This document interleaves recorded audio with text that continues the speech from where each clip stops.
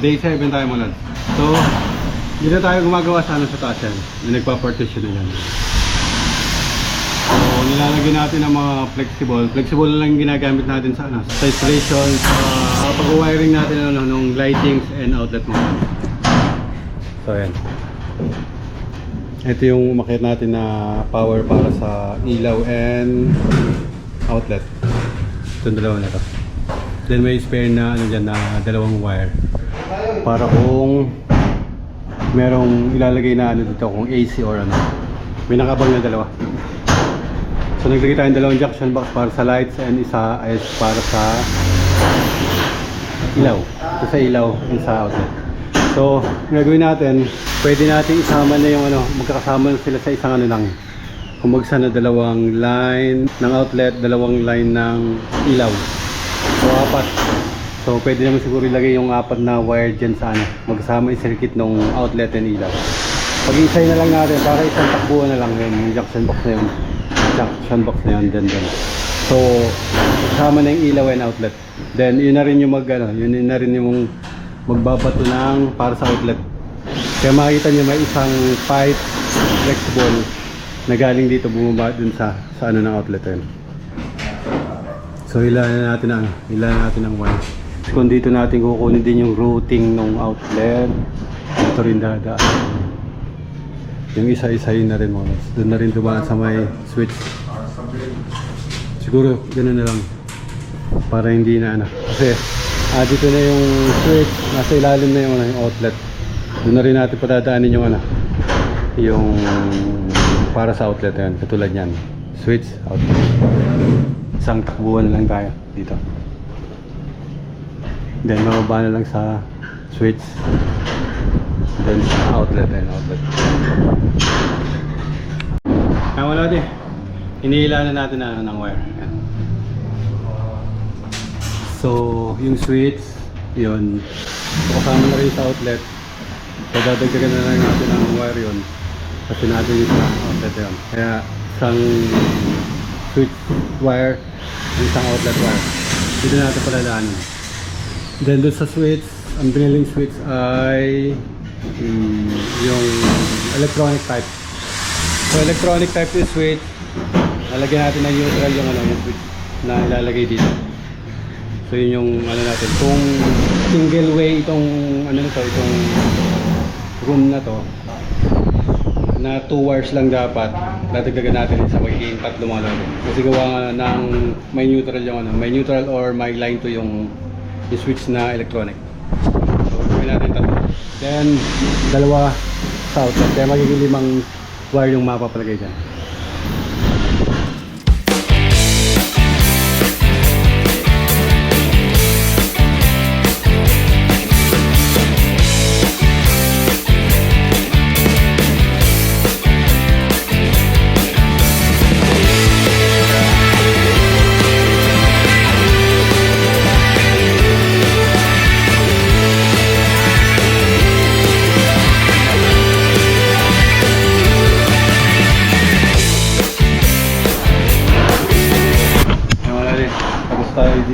Sa kwarto na to. So ito makikita nyo may power, may para sa outlet. Then ito yung sa ilaw. 3 yung hinila natin. Makikita nyo ito yung pares. Ito yung pinakang hubla natin line. Meron isa dito ito. So itong isa na to, ito yung load ng switch yan para dun sa ilaw dun sa dun sa labas. May ilaw dun sa labas. Diyan na rin natin pagdadaanin yan hanggang sa makarating tayo dun sa kwarto na yun. Then ilalabas natin. Ito yung load ng ilaw. Yung tinatawag yun na return. Ito yung dalawang hotline para sa home run. Wala din. Diyan yung switch. Sabi ko 3 yung switch.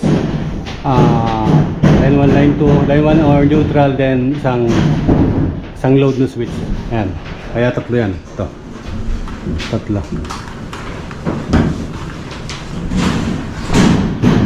Lipat na tayo sa kabilang kwarto naman tayo. Ayan mga lodi. Dito naman tayo sa kwarto dito sa gilid. Then ito yung ano, ito yung sinasabi ko na lalagyan natin sa ilaw. Ito. So galing tayo sa kabila, papatakbuhan natin yan ng home run dito, papunta dito sa junction box na to. So outlet and ano na ilayin natin dito, outlet and power. So makita nyo, yung junction box, apat yung wire. So sabi ko nga magsama yung power and yung outlet and pinagsama na lang natin. So dito pupunta yan, yung switch isa, then bababa yan, papunta doon, punta dito. So ganun na lang baba ng routing noon, routing ng wire. Yung isa home run yan, papunta doon sa kabilang kwarto. Ito yung papunta doon sa ilaw sa labas. Makita nyo may wire yan. Yung wire na yan is papunta yan doon sa, ano, sa kabilang outlet. Kaya meron. Pero yung galing dito sa home run, wala pa yan. Papunta yan sa switch, then papunta doon. Kaya wala din, dito naman tayo. Gawin na rin natin to.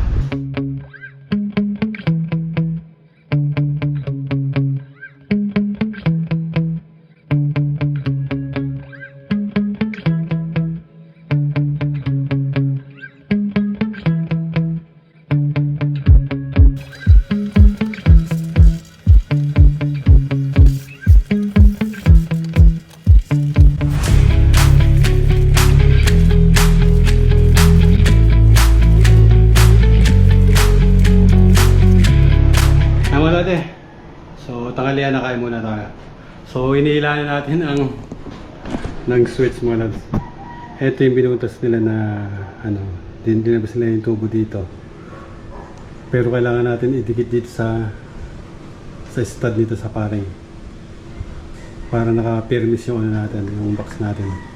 Ito tatapalan na lang nangyari. Ngayon ang nangyari, natanggal yung pipe kaya lumaki. So tatapalan ko na lang ito, ako nang magtatapal. Then yung isa dito, papunta doon, is natanggal. Hindi ko alam kung dito natanggal o dito natanggal muna.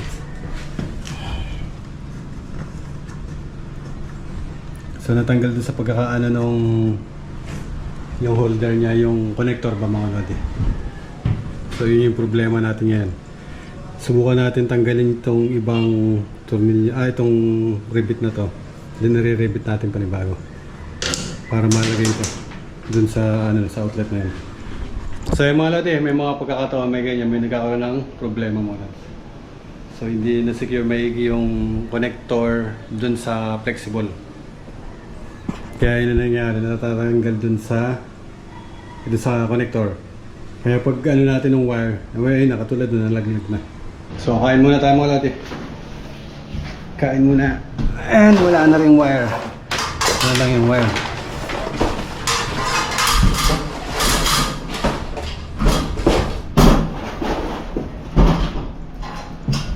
Kain muna tayo.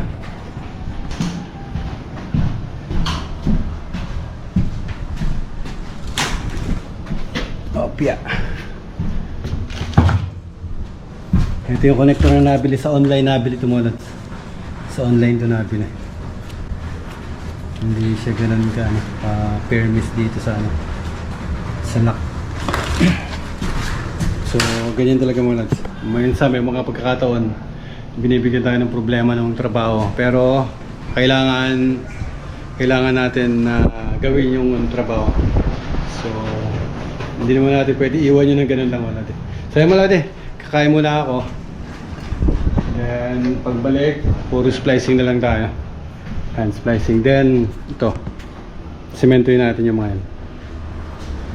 Ito pa, dito pa sa isang kwarto na to para sa lightings. And may isang outlet dyan. Dito ang pinto. Dito may isang outlet dito mga lads.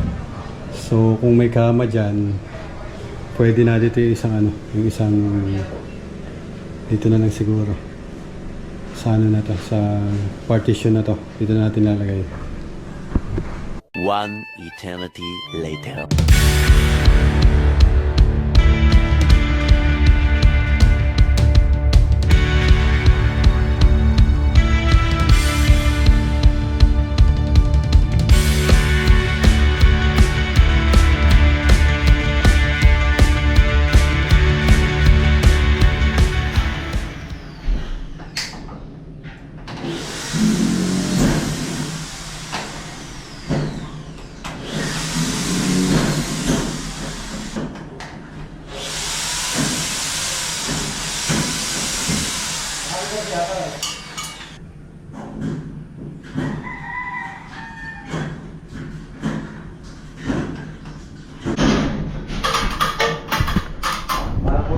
Malati, may binatak tayo na isang wire na number 14 sa wire. Sa ano to? Sa ilaw.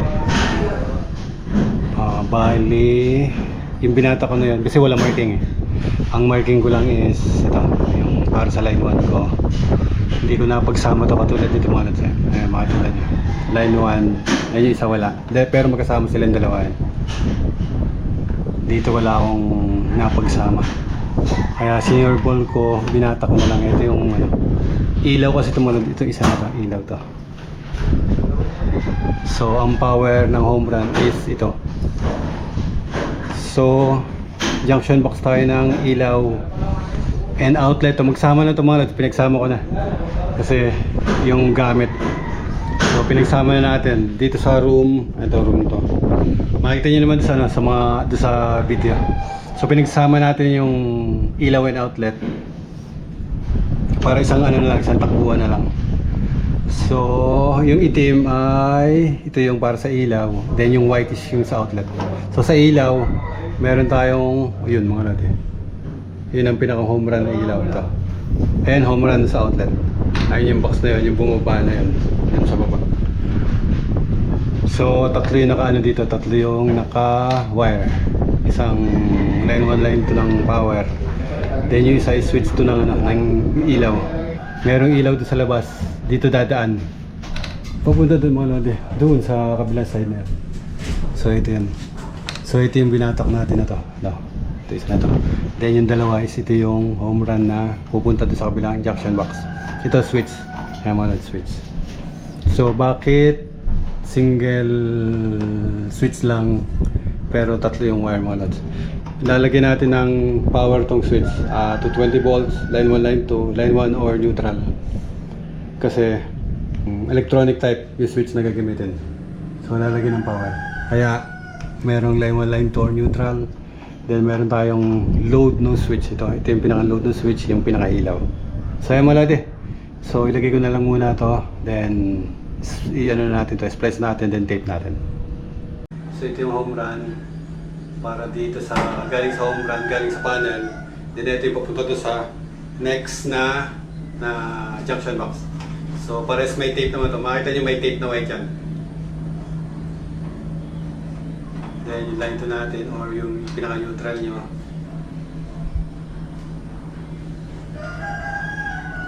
Dito sa switch, ganun din, may line and ano din, may line and line 1 and line 2 din. Ito yung may tape, ito na yung line 1 natin. So ilagay na lang natin ito.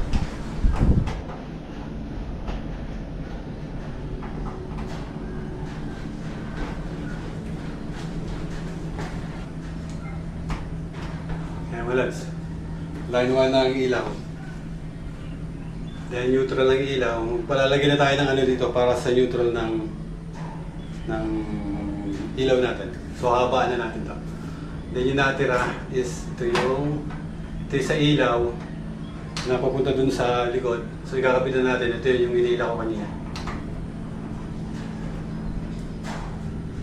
So nakarekta na to sa ano, sa switch.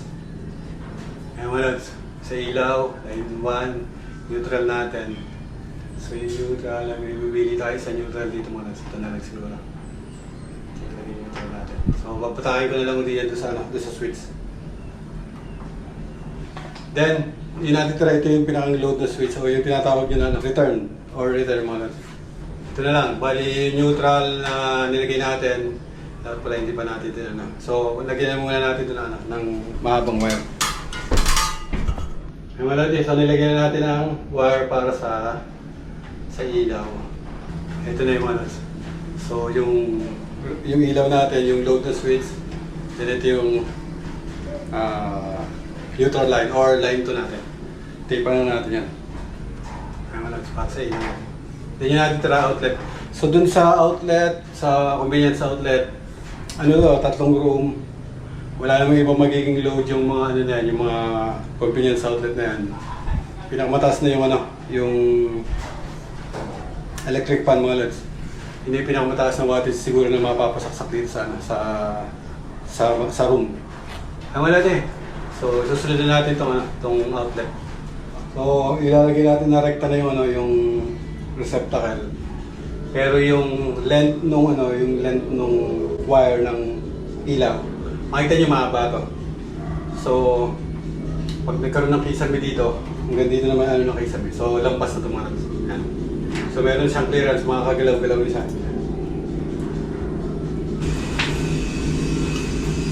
Ay mo na din. Apat na pipe, apat na outlet. So, nakaparallel ang mga outlets, nakaparallel lang yan. So, makita nyo may marking. Makita nyo may marking yan. Yung may block. So, kada ano yan, CNA line 1 natin. So, matic, pag ano, yun agad pinagkakabit-kabit natin. Kaya natin nilalagyan ng mga marking yan.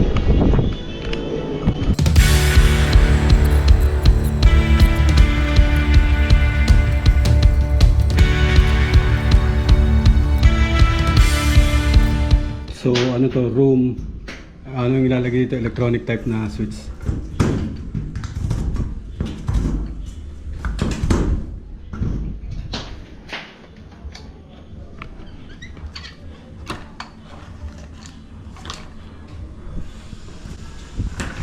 Ewan na. Ito yung switch. Ito yung ano pala. Ito yung kasama. So, hindi natin alam kung ano yan.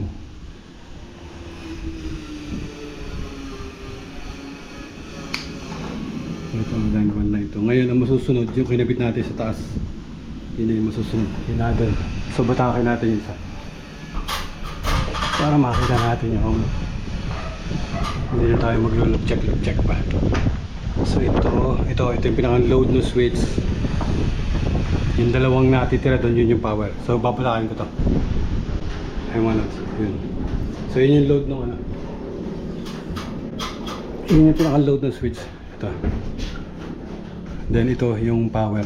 Line 1, then neutral.